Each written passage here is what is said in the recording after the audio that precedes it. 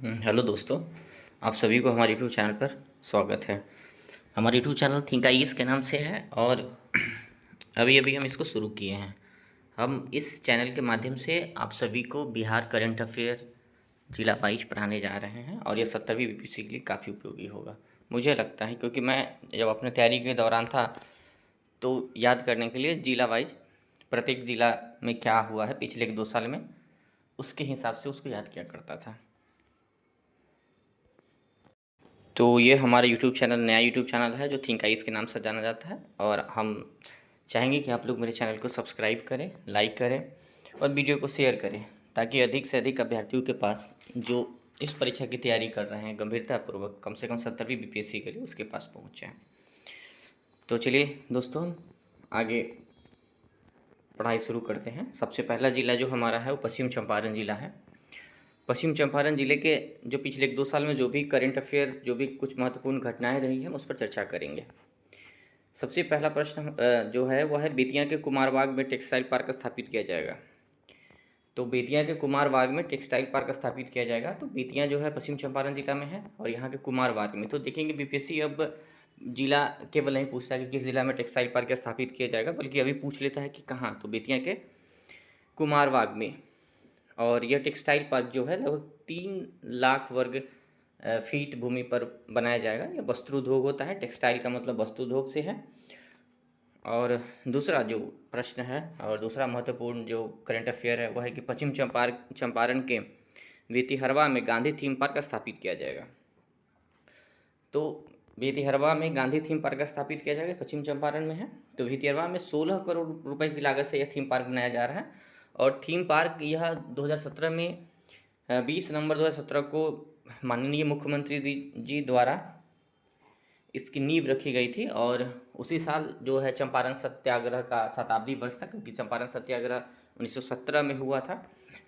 तो उसी संदर्भ में, उसी के आयोजन में माननीय मुख्यमंत्री जी द्वारा भितिहरवा में गांधी थीम पार्क बनाया जा रहा है। गांधी थीम पार्क के माध्यम से गांधी जी के जीवन से जुड़ी महत्वपूर्ण घटनाएं, उनकी जीवनी के बारे में डिजिटल माध्यम से बताया जाएगा।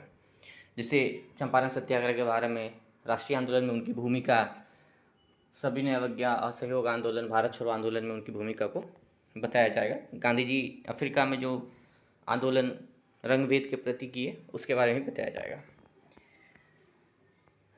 तीसरा जो महत्वपूर्ण करंट अफेयर है वह है कि पश्चिम चंपारण के मिर्चा चावल या मरचा चावल को जीआई टैग मिला।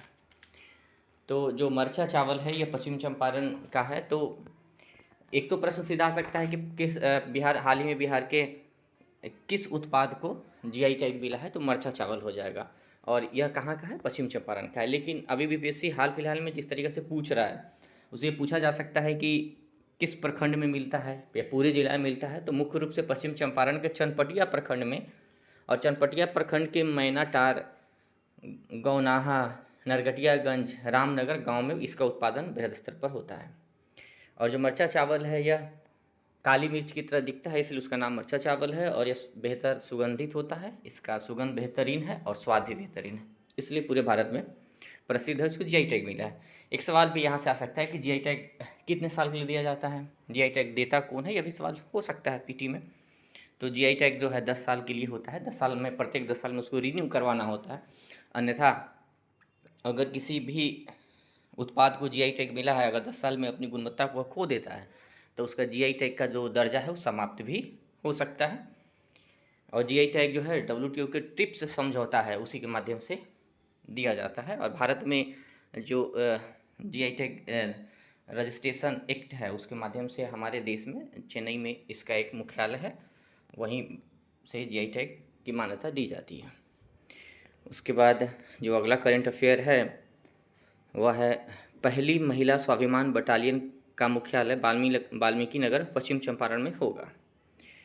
तो यह करंट अफेयर भी काफ़ी महत्वपूर्ण है, क्योंकि यहाँ जो स्वाभिमान बटालियन बनाया जा रहा है यह मुख्यतः थारू जनजाति से जुड़ा हुआ है। यहाँ जो बिहार विशेष सशस्त्र पुलिस बल है उसका बटालियन होगा और मुख्य रूप से उसमें अनुसूचित जाति, जनजाति के लोग, महिलाओं को मुख्य रूप से वहाँ प्रशिक्षण दिया जाएगा। और इसलिए इसका नाम स्वाभिमान बटालियन भी रखा गया है। यह देश की पहली बटालियन है जो अनुसूचित जनजाति की महिलाओं से बनी है। आगे जो हमारा महत्वपूर्ण करंट अफेयर है वह है बिहार का एकमात्र टाइगर रिजर्व पश्चिम चंपारण के वाल्मीकि नगर टाइगर रिजर्व है।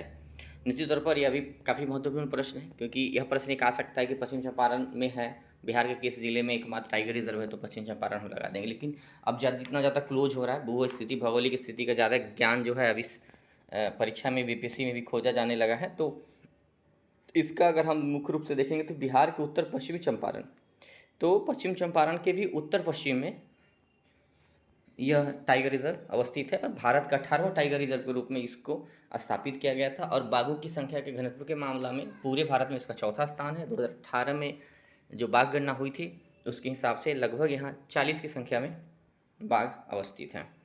और जो अगला जो महत्वपूर्ण पश्चिम चंपारण से हमारा प्रश्न है जो बन सकता है करंट अफेयर के रूप में या फिर स्टैटिक्स के रूप में भी, तो एक प्रश्न है कि बेतिया के चनपटिया मॉडल के माध्यम से बिहार सरकार द्वारा सभी जिलों में प्रवासी मजदूरों को रोजगार देने की पद्धति की शुरुआत की गई है। तो एक सवाल यह आ सकता है कि चनपटिया मॉडल किस जिला से जुड़ा हुआ है, तो इसका तो हो जाएगा कि पश्चिम चंपारण में बेतिया से। पश्चिम चंपारण का एक प्रखंड है बेतिया और वहीं चनपटिया है।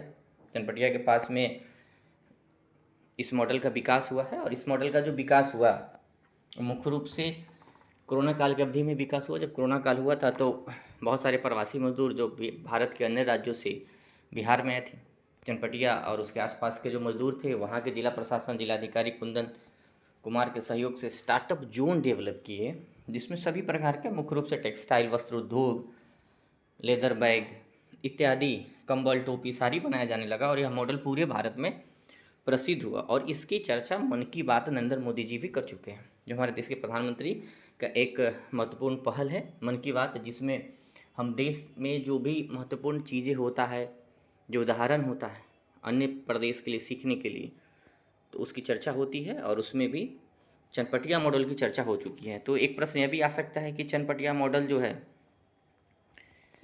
वह किससे जुड़ा हुआ है, तो आप सीधा बता देंगे कि स्टार्टअप उद्योग, वस्तु उद्योग से जुड़ा हुआ है। वहाँ के मजदूर जो है मुख्य रूप से साड़ी, कपड़ा, टोपी इस सब का निर्माण शुरू किए प्रशासन के सहयोग से, जिला प्रशासन के सहयोग से, और यह मॉडल पूरे राज्य में, पूरे देश में प्रसिद्ध हुआ। दूसरा जो महत्वपूर्ण प्रश्न है हमारा जो बन सकता है वह है कि चनपटिया में राज्य का पहला मैत्री टेक्सटाइल पार्क या टेक्सटाइल मैत्री पार्क की स्थापना किया जा रहा है। तो जो मैत्री टेक्सटाइल पार्क है